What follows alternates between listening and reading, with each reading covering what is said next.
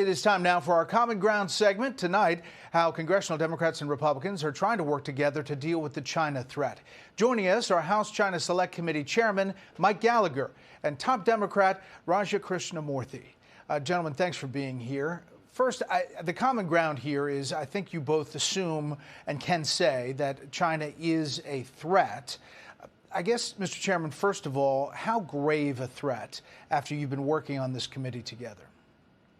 Well, in my opinion, I think it's our top geopolitical threat. No country has the military and combined economic power to challenge us in the way that China, and more specifically the Chinese Communist Party, does. I think it's important, however, in our work, and I think part of the reason there has been a sense of bipartisanship is that Raja and I have been very careful to make a distinction between the party and the people of China, with whom we have no quarrel and are often the victims of the Chinese Communist Party's authoritarianism and increasing totalitarian repression. But what we're trying to encourage our constituents and our colleagues to understand is that this isn't just a distant over there problem for someone else to deal with in the Indo-Pacific.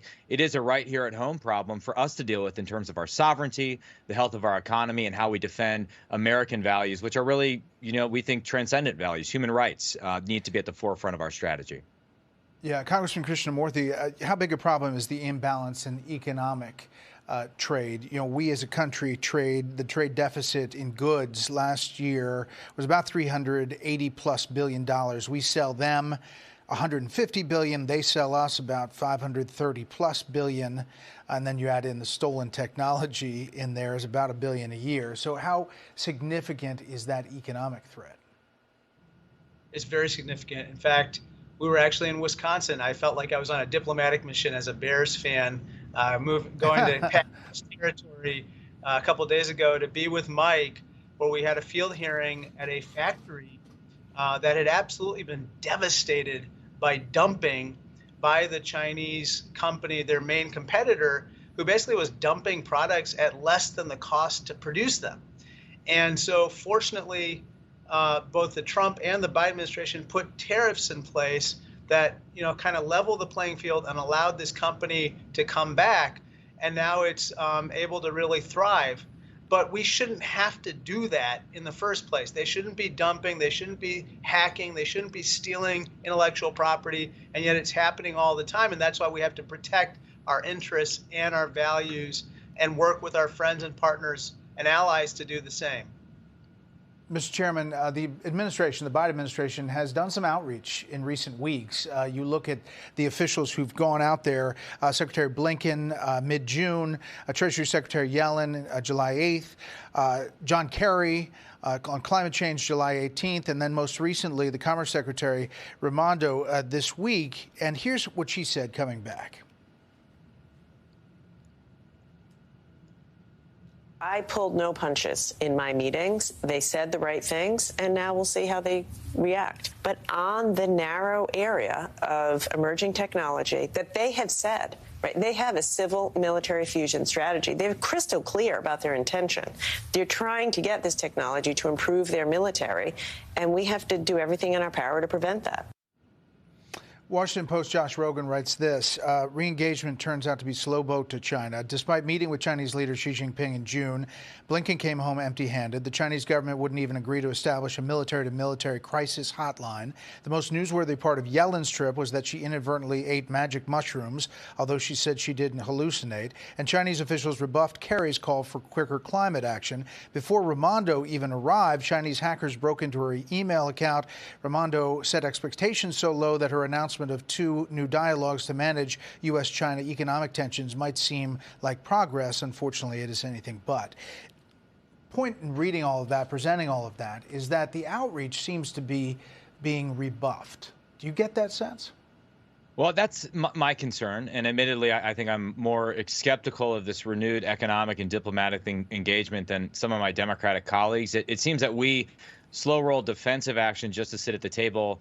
And then when the Chinese agree to something, they either don't honor it or they just sort of string us along in these talks. However, I think one thing, and I won't speak for Raja, but I think one thing that we would both support is the establishment of a military-to-military crisis communication channel so that we don't miscalculate our way into a kinetic confrontation in the South China Sea or across the Taiwan Strait. However, Unfortunately, both the Trump administration and Biden administration have tried to set up such a crisis communication channel, and they keep getting rebuffed by the Chinese Communist Party. All the more reason in my mind, no matter where you fall on this debate of engagement, less engagement, I think we can all agree that Congress should step up and legislate lasting solutions to this problem so we're not bouncing wildly back and forth between different executive orders or different administrations. We have a very important role to play that I think can endure and transcend different administrations. So on the economic front, Congressman, should the tariffs, the current tariffs on China, remain in place or should they be lifted? I think that they should be in place, certainly for certain industries where they're just not playing by the rules of the road, so to speak. There's economic aggression left and right. And, I think in other areas we have to see.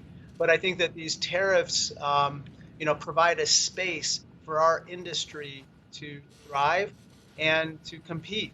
And so in that regard, I think that they are necessary. Chairman Gallagher, when will Congress act? You're obviously talking about a lot of things, but people want to know, if there's a majority here or a bipartisan consensus or any common ground, when would Congress act? Well, we're going to be back in session in a couple weeks, and there we have an opportunity to act on the military competition line of effort. We'll be considering the conference version of the National Defense Authorization Act. We have critical votes coming up on defense appropriations. So when it comes to ensuring that we are putting hard power in Xi Jinping's path so that he doesn't try and launch an invasion of Taiwan, which could cascade into a war that would make what's happening in eastern Ukraine right now seem, timid in comparison, there we can act. I think another area where Raja and I would like to see action based on our recent investigation is closing things like the de minimis loophole, whereby Chinese companies are allowed to ship things into our country without the scrutiny that they should be facing under the Uyghur Forced Labor Prevention Act. That's something we should be able to do by the end of the year. And then finally, in my opinion, we should stop allowing American money to flow to China, particularly Chinese military companies that are building things like aircraft carriers, artillery shells, and fighter jets. I think we could take the Biden executive order on outbound capital flows and improve upon it and pass lasting legislation that would put us on strong footing. Last thing, Congressman Krishnamoorthi, is it fair to say that you're singing from the same sheet of music here, that there is common ground on a lot of these things when it comes to China? Oh, absolutely. And, one of the most interesting things that we've learned is that the CCP is counting on there not being common ground between Democrats and Republicans. They love it when we are divided, when we are arguing with each other and fighting with each other. And what they find very intimidating is when we actually come together, see the threat and the issues clearly, and then act in unison. And that's what we're trying to do on this committee. And I'm very hopeful that we can actually get a lot accomplished of significance in the months to come.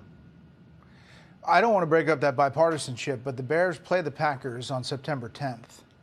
Is there a bet that you guys are laying down, or?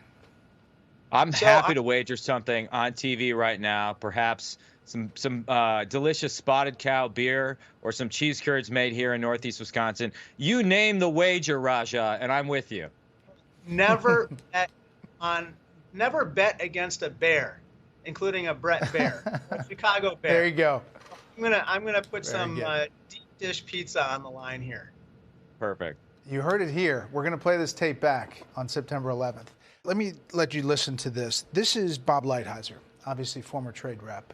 Take a listen. Strategic decoupling. I'm not saying no trade. I just want balanced trade. Stop the bleeding. Stop shifting the money. You have to do that. You have to disentangle our technology, and then you have to put severe restrictions on our investment going there and theirs coming here. So is that realistic? Can it happen? And can Congress do it, Mr. Chairman?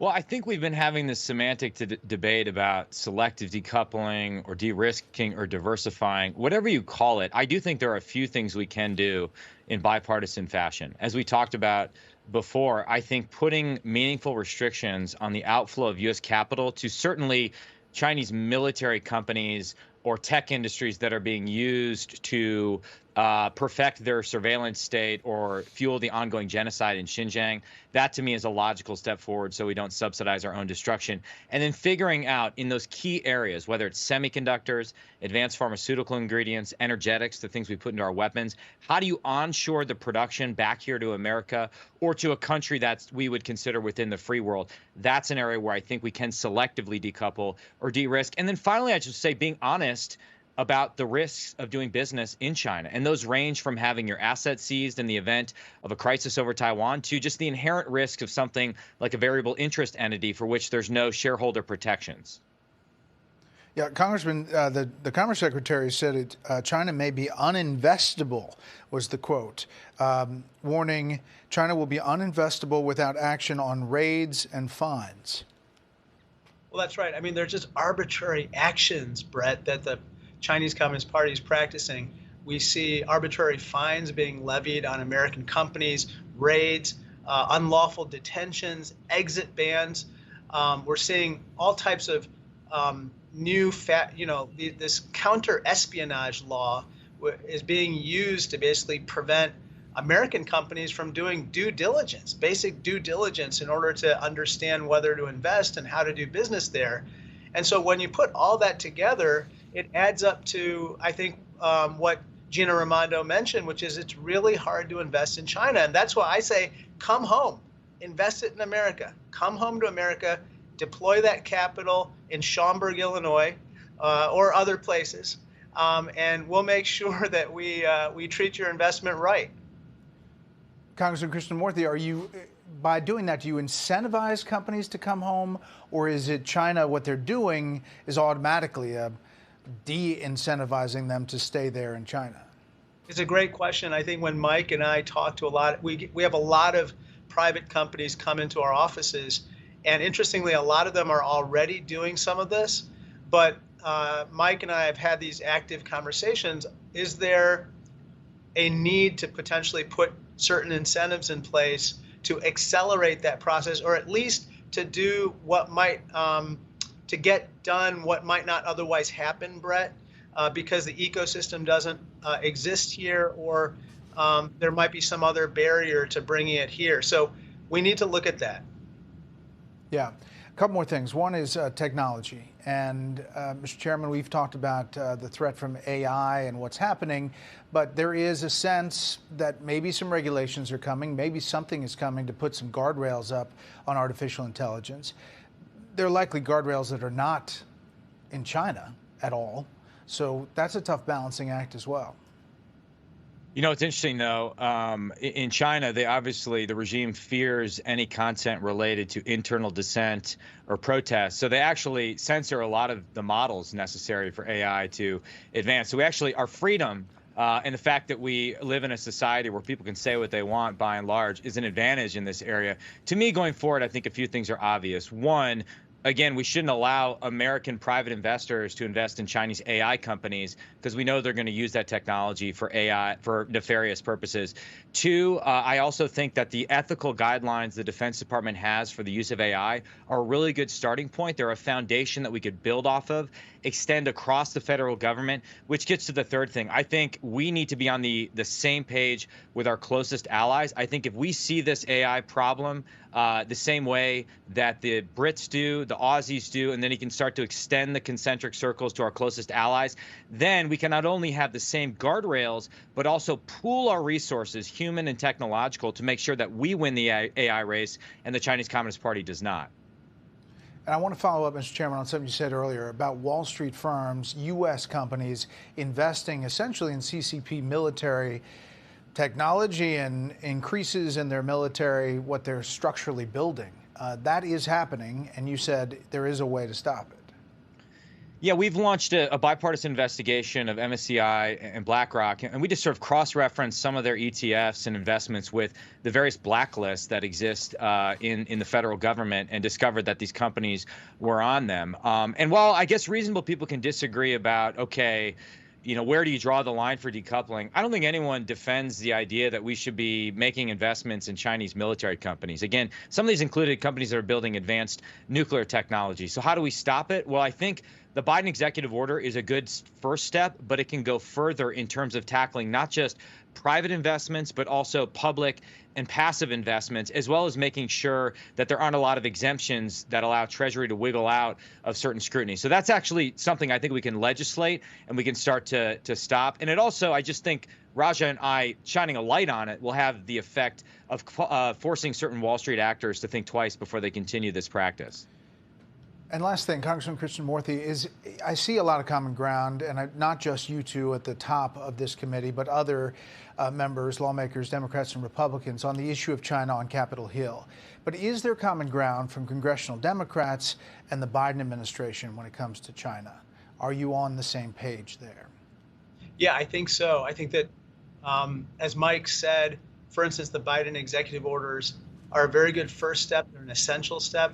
Mike and I actually wrote to Gina Raimondo and I think commended the export control that she put in place, but we asked that they be tightened in light of countermeasures that we've seen the CCP take with regard to those initial export controls. I'm also glad that they made these restrictions on investments, but now, obviously it needs to go further as we learn more. One last thing I would just say, which is that it's not just the money. Like, the Chinese can get access to other money if they really have to, including Middle Eastern money and so forth.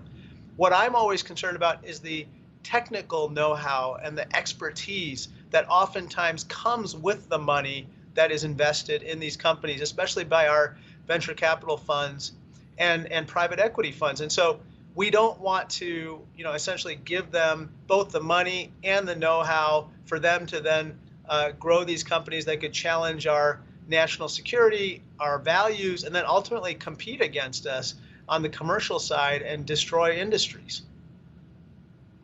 Yeah, all good points. We will follow this, and we love having you on. Thank you both for being here. Thanks, you. Brett. Go Packers. Go Bears. There you go. Thanks a lot, guys.